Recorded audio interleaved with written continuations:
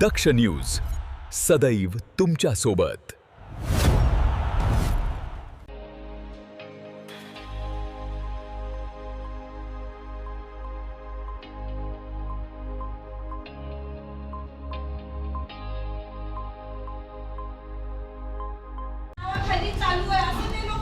तुम्ही याची शहानिशा केली का पूर्ण? गिरीश भाऊला विचारलं का? तुम्ही त्यांचं नाव कसं काय घेताय डायरेक्ट? नाशिक महानगरपालिकेतील कथित 12 कोटी रुपयांच्या TDR प्रकरणावरून राजकीय वातावरण चांगलेच तापले आहे।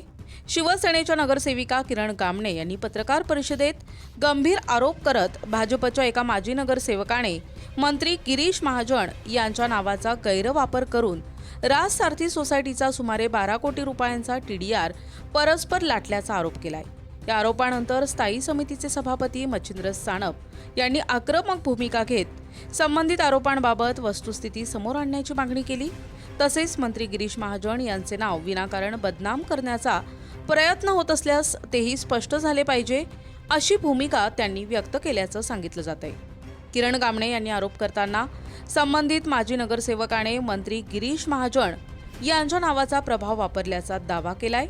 या प्रकरणात TDR मंजुरी, त्याची प्रक्रिया आणि त्यातून झालेल्या कथित आर्थिक फायद्याची स्वतंत्र चौकशी करण्याची मागणीही त्यांनी केली आहे। दरम्यान या आरोपांमुळे नाशिकच्या राजकीय वर्तुळात चर्चेला उधाण आले असून विरोधकांनी या संपूर्ण प्रकरणाची निष्पक्ष चौकशी करून दोषींवर कठोर कारवाई करण्याची मागणी केली आहे। मात्र या प्रकरणातील आरोपांबाबत संबंधित माजी नगरसेवक किंवा मंत्री गिरीश महाजन यांची अधिकृत प्रतिक्रिया अद्याप समोर आलेली नाही। त्यामुळे या आरोपांची अधिकृत पुष्टी झालेली नसून संबंधित पक्षांची भूमिका येणे बाकी आहे।